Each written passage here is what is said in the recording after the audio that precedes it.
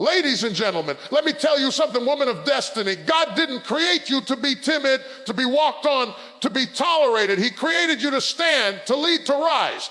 But there are some habits, some patterns that are quietly stealing your strength. You're not weak. Oh no, you are not weak. But these habits are making you look weak. And when you look weak, the world treats you like you're powerless. But the devil is a liar. You're out here saying yes to things you don't agree with, people you don't trust, and situations that don't serve your purpose. That ain't strength. That's fear dressed in politeness. And while you're busy pleasing everybody else, you're disappointing the one person who matters most, you. You keep apologizing for your existence. I'm sorry, I didn't mean to speak up. I'm sorry I have a need. I'm sorry for asking. Stop it. You don't have to shrink to fit someone else's comfort zone. You were not born to be invisible. And you know you should have walked away from that relationship a long time ago. You saw the signs. You felt the disrespect. But you stayed, not because you were in love, but because you forgot your worth. Let me remind you, you are not a doormat. You are not a backup plan. You are not an afterthought. You are God's daughter. Some of you have been dimming your light so other people don't feel insecure. But why should your brilliance offend them? Your gifts are not up for negotiation. If they feel small when you shine, that's not your problem.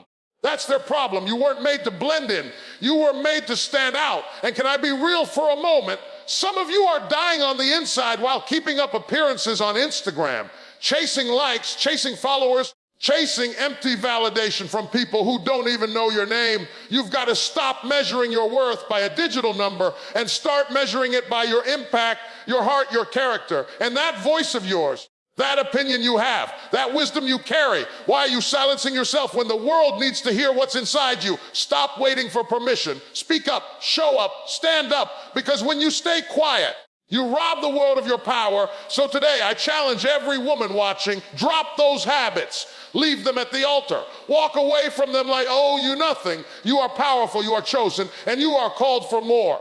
This is your time. Walk in it. Speak like it. Live like it. Because heaven is backing you. She wakes up in the morning already tired, not from the sleep she didn't get, but from the expectation she knows she's about to meet. Before she even brushes her teeth, she's answering text messages, checking in with people who haven't checked in with her in weeks, making sure everyone else is okay while she silently falls apart.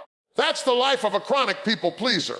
She wears a smile that isn't always honest. She says yes when her spirit is screaming no, and she doesn't even know why anymore. Somewhere along the line, she started believing that her value was tied to how useful, agreeable, and available she was to everyone else. People pleasing isn't kindness. It's a form of fear. It's a fear of rejection dressed up like compassion. It's the fear of being misunderstood, being disliked, being labeled as too much or too selfish. So instead of setting boundaries, she lets people walk all over her. She lets friends take advantage of her time. She lets family guilt her into obligations she's too exhausted to meet. She goes on dates she doesn't want, listens to stories she's tired of hearing, and pretends to care because the idea of confrontation scares her more than the loss of her own peace. She becomes the go-to person, the reliable one, the ride or die. And at first, that title feels good. It feels like she's needed, like she's special, like she's earned her place. But over time, she starts to notice when she needs something, when she's breaking, when she's drowning in silence, nobody's there. The phone doesn't ring back. The favor isn't returned. The same people she bends over backward for won't even stretch a hand to lift her up. That's when the truth starts to sting. People don't value what you do out of fear. They take it, they consume it, and they expect it again and again because you never told them no. The chronic people pleaser learns to anticipate needs before they're spoken. She can sense when someone's upset, and without being asked, she rushes in to fix it. Even if she's the one who's hurting, even if she has no energy left, she has this deep, unconscious belief that if she can keep everyone happy, she can finally feel safe. But that safety never comes because you cannot please your way into peace. Peace is the reward of boundaries, and boundaries are what she's been too afraid to create. She avoids conflict like it's fire.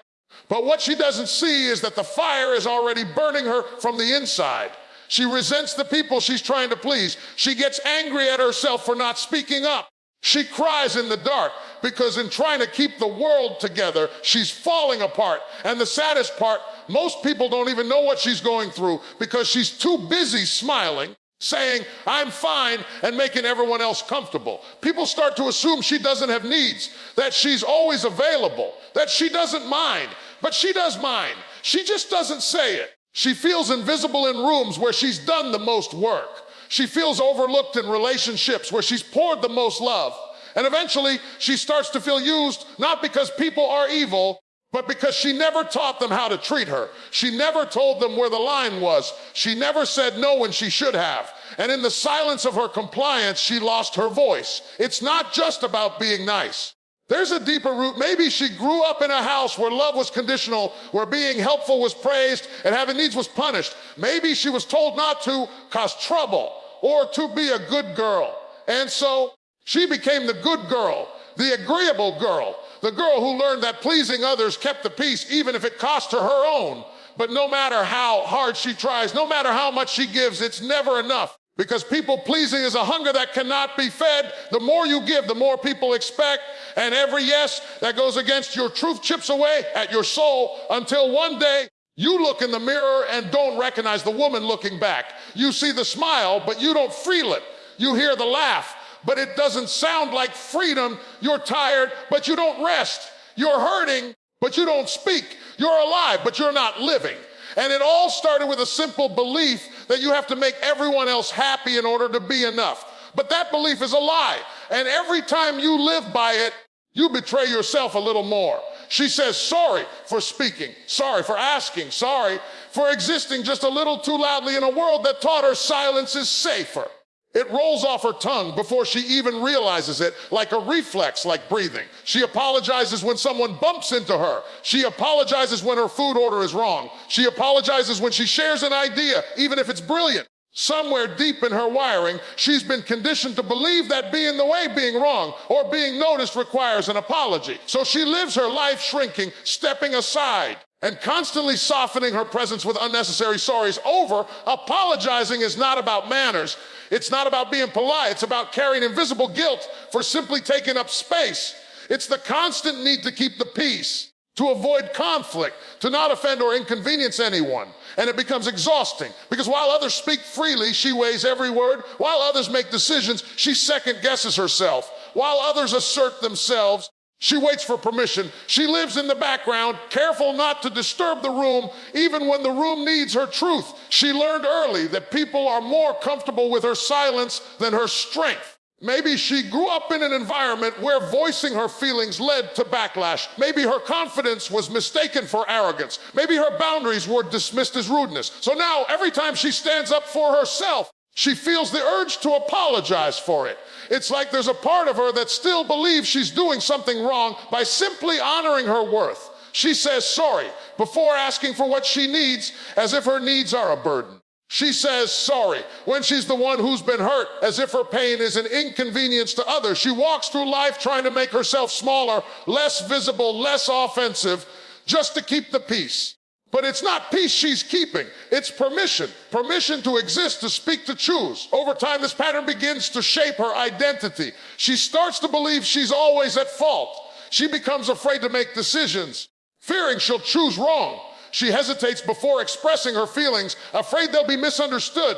She gives up her voice in meetings, in relationships, in everyday life, believing that staying agreeable is safer than being authentic. But what she doesn't realize is that every time she apologizes for who she is, she's teaching the world to expect less from her. And the world listens. People begin to walk over her opinions. Her ideas are dismissed. Her time is taken for granted. Her value is questioned, not because she lacks it, but because she's constantly downplaying it. That, sorry, becomes a stamp that says, you're right, I'm wrong. Even when she isn't, it becomes a habit that whispers, I'm not enough, even when she's giving everything she has. This behavior isn't just damaging to her confidence, it's damaging to her relationships. Over-apologizing creates a dynamic where others begin to expect her to bend, to yield, to take the blame. And when she finally gets tired, when she finally stands up, people are shocked. They're uncomfortable, they call her difficult, not because she is, but because she stopped apologizing for being real. It also sends a message to younger girls watching her. Daughters, nieces, students, they see a woman who's strong yet constantly sorry. And they learn the same pattern: be small, be quiet, be agreeable. never make waves, never make others uncomfortable. But in doing so, they sacrifice their own comfort, their own truth, their own identity. The damage is subtle but deep. She loses confidence in her choices. She overthinks simple conversations. She avoids confrontation not out of peace but out of fear. She smiles when she's angry. She agrees when she disagrees. She says it's fine when it's anything but. And the worst part is the world praises her for it. They call her nice, easygoing, low maintenance. But inside she's tired. She's frustrated. She's hungry to speak, to live, to move without constantly needing to justify her presence. She doesn't need to be rude. She doesn't need to be harsh, but she does need to stop apologizing for existing. She needs to own her space, own her voice, and realize that being assertive isn't being arrogant. Asking for respect isn't being demanding. Saying no isn't being unkind. It's being human. It's being whole. And the moment she starts replacing her unnecessary apologies with confident truth, she starts teaching the world how to treat her with dignity, with honor, and with the strength she always had but was too polite to show. She stays. Not because she's blind, not because she's weak, but because somewhere deep inside, she still believes it will get better. She holds on to the hope that maybe if she loves harder, if she's more patient, if she gives just one more chance, things will change. She remembers the good moments, the charm, the laughter, the tenderness that once existed, and those memories blur the reality of what's in front of her now, a relationship that drains her, belittles her, confuses her, and breaks her down one silent moment at a time. She knows it's toxic. She feels it in her gut, but she stays anyway. There's something about familiarity that feels safer than freedom, even when it hurts, even when it suffocates. She's learned how to navigate the chaos. She knows when to stay quiet, when to apologize, when to mop their eggshells to avoid another explosion. She's become an expert in surviving dysfunction, and survival to her has become a twisted version of love. But love isn't supposed to hurt this way. It isn't supposed to rob her of her peace, her voice, her worth. Love isn't supposed to feel like a battlefield she never signed up for. She hears her friends telling her to leave. She sees the disappointment in her family's eyes. She reads the quotes on social media about self-worth and red flags, but it's not that simple. Because toxic relationships don't always look toxic from the outside. Sometimes they come wrapped in affection and empty apologies. Sometimes the person hurting her says, "I love you," with tears in their eyes. And that moment of vulnerability becomes another reason to stay. She starts to believe the problem is fixable. That if she just works a little harder, he'll change. That if she stops complaining, things will go back to how they were. So she minimizes the damage. She justifies the disrespect. She tells herself everyone has flaws, and maybe this is just hers to carry. But slowly, almost imperceptibly, she begins to lose herself. The laughter she once had becomes less frequent. The light in her eyes dims. She second guesses her decisions, questions her worth, and forgets what joy without anxiety feels like. She becomes someone else, someone smaller, quieter, more fragile. And the worst part is she knows this isn't love. She knows she deserves better. But she's afraid of starting over, afraid of being alone, afraid of the unknown after building so much with someone. Even if that something is mostly pain. Sometimes she stays because of guilt, because the toxic partner tells her it's her fault, that she's the reason things are broken, that if she were more supportive, more understanding, more obedient, he wouldn't lash out. So she internalizes the blame. She believes the lies. She takes on the weight of someone else's dysfunction and wears it like a badge of responsibility. And that weight becomes a chain, keeping her tethered to a situation that's killing her spirit. Other times she stays because of fear, not just fear of being alone, but fear of retaliation, fear of being punished emotionally, financially, or even physically for leaving. Toxic partners know how to manipulate fear. They know how to chip away at confidence, isolate from support systems, and convince her that no one else would want her. And when you hear something long enough, even a lie can sound like the truth. She may even stay out of loyalty because she believes in commitment, because she made a promise, because she doesn't want to be the one who gave up. But staying in something that's destroying her is not loyalty, it's self-betrayal. There's a difference between standing by someone and standing in the way of her own healing. And yet she wrestles with this internal war every single day. She watches others walk away from situations far less painful and wonders why she can't. She beats herself up for being stupid, for being weak, for still caring. But she's not stupid, she's human. And humans stay for all sorts of reasons, some noble, some traumatic, some complicated beyond words. What she doesn't always see is how brave she really is. Because despite the weight, despite the heartbreak, she's still standing. She's still showing up. She still has a heart that wants to love even after everything it's been through. But the longer she stays, the more damage is done, the more time she loses.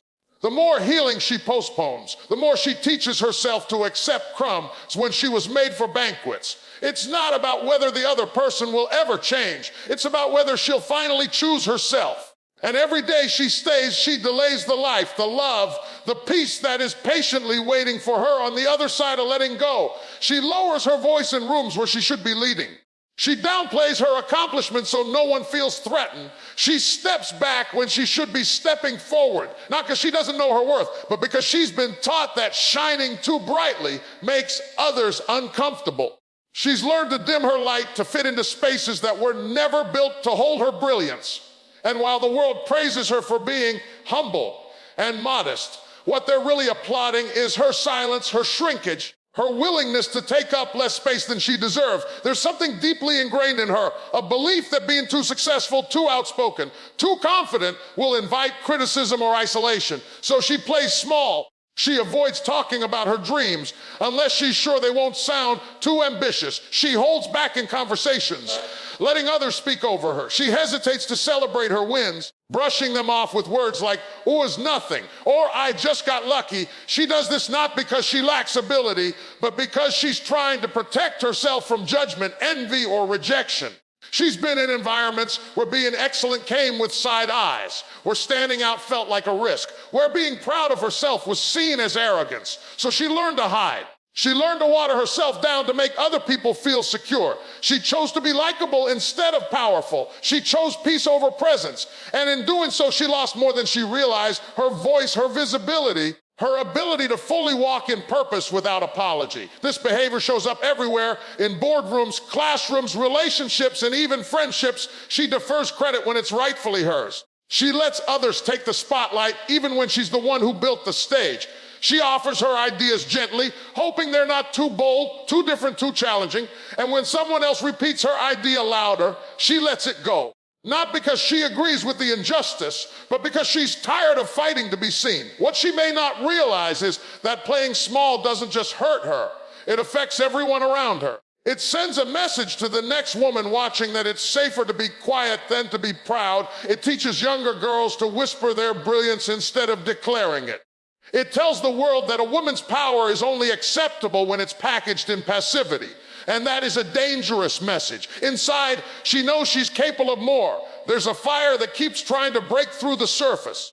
But every time it rises, she pushes it back down, afraid of being too much. She's been told that confidence is intimidating, that success is lonely, that strong women don't get chosen. So she's made herself smaller, hoping that playing it safe would lead to acceptance. But all it's done is delay her destiny. She doesn't speak on the panel she's qualified for.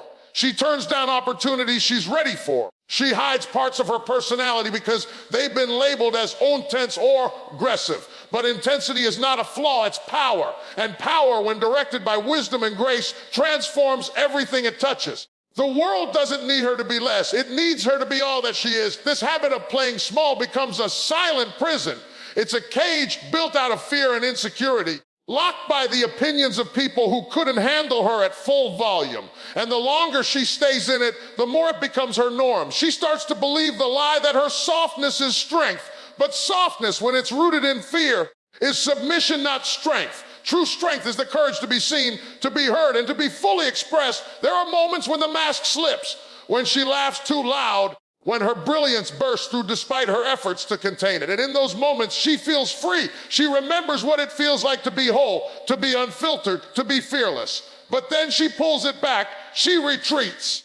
She tells herself not to be extra, not to make waves. But waves are what move the tide. Waves are what change the landscape. And she was born to make waves. She's not doing anyone a favor by shrinking. Not her friends, not her family, not the people who look up to her. Her fullness is not a threat, it's a gift. And when she owns that unapologetically, she gives others the permission to do the same. Her greatness doesn't diminish anyone else's. It simply reminds them of their own. She wakes up each day with a list of tasks that seem endless, obligations that pull her in every direction, and a heart that quietly whispers for rest but is ignored. Neglecting self-care is not just about skipping a spa day or missing a workout. It's a profound pattern of putting everyone else's needs, desires, and demands above her own well-being. She pours from an empty cup, thinking that love, productivity, and success require sacrifice, especially the sacrifice of herself. Over time, this neglect chips away at her spirit, her health, and her ability to fully engage with life. It begins innocently enough. She's always been the caretaker, the fixer, the glue holding things together at work. She stays late to finish a project at home. She's the first to rise and the last to sleep, making sure everyone has what they need. When asked how she's doing, she replies, fine, or BC, brushing aside the ache behind her eyes. The truth is, she feels exhausted, physically, mentally, emotionally, but pushing through has become her default mode. She equates self-care with selfishness, believing that if she stops to care for herself, someone else's world will crumble. The problem with neglecting self-care is that it creates a silent erosion. She might not notice the warning signs at first, the subtle tension in her shoulders, the restless nights, the mood swings, or the growing sense of overwhelm, but those small cracks widen over time. Her energy depletes, her patience thins. Her joy fades. The things she once loved start to feel like burdens. She becomes reactive instead of proactive, caught in a cycle of survival rather than thriving. Neglecting self-care isn't just physical, it's emotional and spiritual too. She ignores her feelings, dismisses her needs, and silences her voice. She's convinced that her worth is measured by how much she gives to others, not by how well she nurtures herself. When she finally gets a moment alone, instead of resting or reflecting, she scrolls through social media, distracted by noise that rather than heals. She forgets that self-care is not indulgence but necessity, the foundation upon which all else stands. Her relationships suffer. When she is depleted, she cannot show up fully for the people she loves. She snaps at her children over small things. She distances herself from friends because she's too tired to engage. She feels disconnected from her partner, not because love has disappeared, but because she has no reserves left to invest. The cycle becomes toxic. She neglects herself to care for others, but in doing so, she loses the capacity to give genuine care. Work, too, becomes a battlefield. The relentless pace and pressure to perform drain her creativity and enthusiasm. She sacrifices breaks, meals, and sleep to meet deadlines. She convinces herself that rest is a luxury she cannot afford, but the body and mind rebel in subtle ways. Headaches, burnout, anxiety, and even illness creep in, reminding her that she is not invincible. The deeper truth is that neglecting self-care is often rooted in fear and conditioning. Maybe she was raised believing that women must always put others first to be good daughters, mothers, or wives. Maybe she fears being labeled selfish or lazy if she slows down. Maybe she struggles with guilt, thinking that time spent on herself is time taken away from those who depend on her. These fears create invisible chains that keep her trapped in a cycle of exhaustion and neglect. But self-care is more than bubble baths or occasional treats. It's a radical act of self-love and survival. It means recognizing that her needs matter. It means honoring her body's signals for rest and nourishment. It means setting boundaries that protect her time and energy. It means creating space for activities that restore her soul, whether that's meditation, reading, walking in nature, or simply sitting in silence. When she begins to prioritize self-care, she doesn't just feel better physically, she feels more alive. Her energy returns, her mind clears, her emotions stabilize. She reconnects with her passions and purpose. Her relationships deepen because she is more present and patient. Her work improves because she approaches tasks with renewed focus and creativity. She becomes a better version of herself, not because she's perfect, but because she's whole. Neglecting self-care is a silent thief that steals her joy and vitality one day at a time. But reclaiming it is a powerful declaration that she matters just as much as anyone else. It's a commitment to honoring her worth, respecting her limits, and nurturing her dreams. It's a daily practice that transforms survival into flourishing. And in choosing herself, she finds the strength to truly show up for the world, not as an exhausted martyr, but as a vibrant, empowered woman who knows that caring for herself is the greatest gift she can give to everyone she loves. She scrolls endlessly, searching for likes, comments, shares, digital affirmations that momentarily fill the void inside her. Seeking validation on social media has become more than a habit. It's a silent craving, a constant need to be seen, approved, and accepted by a vast, often anonymous audience. She posts pictures, quotes, And updates not always to share her life, but to measure her worth by the reaction she receives. Each notification feels like a pulse of reassurance, telling her she matters, even if just for a moment. But beneath the surface, this pursuit chips away at her confidence and peace. The allure of social media validation is powerful because it promises connection and approval in a world where she might feel isolated or overlooked. When real-life affirmations are scarce or inconsistent, online interactions become a substitute, a digital applause that briefly quiets her insecurities. She compares her life to the polished highlight reels of others, measuring her success, beauty, and happiness against filtered images and curated moments. The more she compares, the less satisfied she feels, yet the more she chases those elusive likes. This cycle of seeking approval breeds anxiety. Every post carries an unspoken question: will I be enough? Will they like me? Will they comment? She refreshes her feed repeatedly, waiting for responses, analyzing every interaction or lack thereof. A post that doesn't receive enough attention feels like a personal rejection, a sign that she's invisible or unworthy. She edits her captions, chooses photos carefully, and even alters her behavior to fit trends and expectations, all in hopes of gaining social acceptance. Her self-esteem becomes tethered to a fluctuating online metric, dependent on external validation rather than internal confidence. She loses sight of her own voice and values, trying to please an algorithm or audience that doesn't truly know her. This need for validation can also lead to oversharing, exposing parts of her life and vulnerability to strangers, hoping that sympathy or praise will fill the emptiness inside. Yet the approval never lasts. It's fleeting, momentary, and always followed by the next craving. Behind the screen, she might feel loneliness and emptiness more acutely. The digital world offers connection, but online, friends can't replace genuine human interaction, and the curated nature of social media can make her feel even more isolated. She might catch herself scrolling late into the night, sacrificing sleep and real-world moments for virtual engagement. Her productivity and mental health suffer, but she feels trapped in the cycle of needing constant affirmation. Seeking validation on social media also impacts her relationships. Instead of being fully present in family, she's distracted by notifications and concerned with how others perceive her online. She might post about happy moments, not to celebrate them, but to prove to others and herself that she is living a fulfilling life. This performative aspect can create distance, as real connections require authenticity, not just appearances. The root of this habit often lies in deeper emotional needs. She may have grown up with messages that her worth depends on approval from others, parents, peers, teachers, or experienced environments where she felt unseen or unheard. Social media then becomes a stage to finally be noticed, but it's a fragile stage built on external applause rather than self-acceptance. She hasn't yet learned to validate herself from within. Breaking free from this pattern means shifting focus inward. It means building a sense of worth that isn't contingent on likes or comments, but grounded in self-respect and self-love. It means recognizing that social media is a tool, not a measure of value. This requires conscious effort, limiting screen time, practicing mindfulness, engaging in real-life relationships, and celebrating achievements quietly, without needing public approval. It means learning to silence the noise of comparison and embracing her unique story. As she begins to cultivate internal validation, she notices a shift. She posts less for approval and more for expression. She feels lighter, freer, and more connected to herself. The absence of constant digital feedback no longer feels like rejection, but a return to authenticity. She reclaims her power by deciding who she is outside of the virtual gaze, embracing imperfections and vulnerabilities without fear of judgment. Seeking validation on social media is a modern challenge that many face, but it doesn't have to define her. She can choose to break the cycle by nurturing her inner voice and valuing herself beyond the screen. When she stops chasing fleeting likes and starts embracing her true worth, she discovers a deeper, more lasting kind of approval, the kind that comes from within and can never be taken away.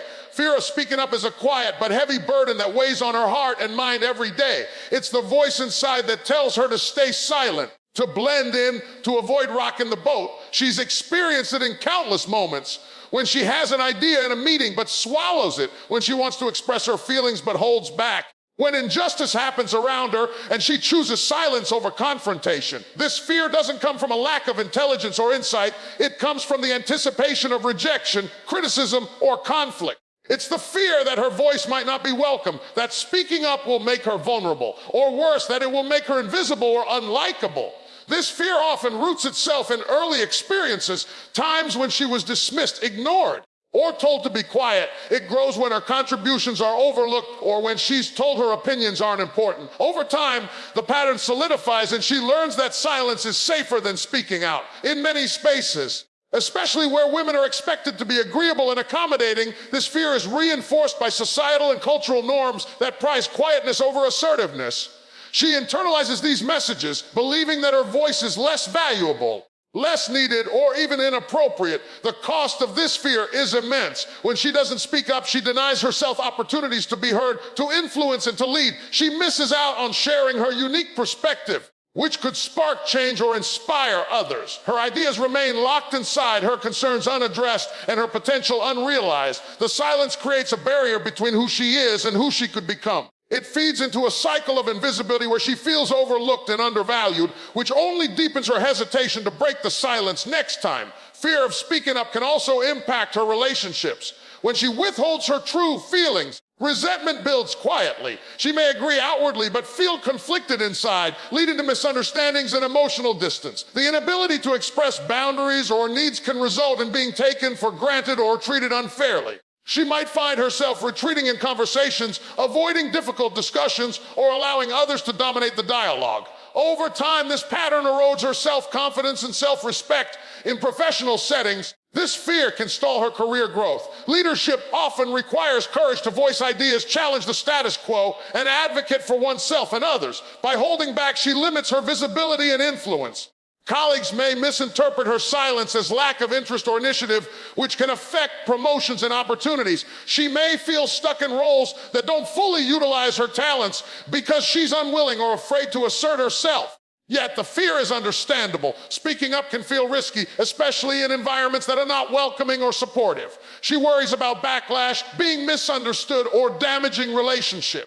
She fears being labeled difficult, emotional, or overreacting. These fears are valid, but can become prisons if they prevent her from finding her voice. The tension between wanting to speak and fearing the consequences creates inner conflict that is exhausting and disempowering. Breaking free from this fear begins with recognizing its source and the lies it tells. The voice that urges silence is often louder than the voice of truth within. She needs to remind herself that her thoughts, feelings, and experiences are valid and deserve to be expressed. Speaking up is not about being confrontational. It's about being authentic and courageous. It's about reclaiming her power and presence in a world that needs her contribution. Building confidence to speak up requires practice and support.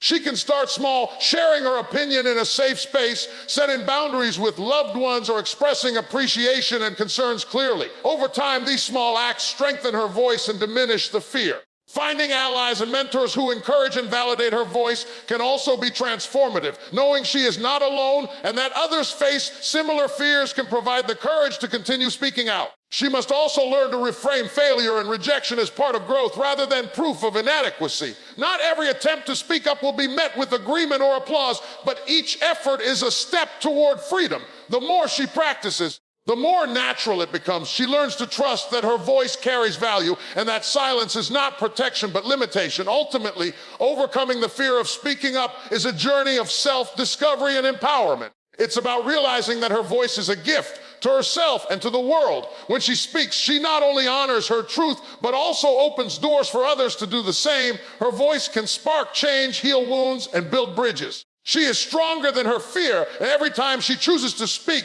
she takes a step closer to living fully and authentically. When we look at these habits, seeking validation on social media, neglecting self-care, playing small to make others comfortable, fearing to speak up, staying in toxic relationships, over-apologizing, and chronic people-pleasing, we see how they quietly chip away at a woman's strength, confidence, and true potential. But awareness is the first step toward change. Recognizing these patterns allows her to reclaim her power, honor her worth, and live boldly without apology. Embracing self-love, setting boundaries, and finding courage to express herself freely transforms weakness into strength. She is not defined by these habits, but by the courage to rise above them and walk fully in her purpose, radiant, empowered, and unstoppable.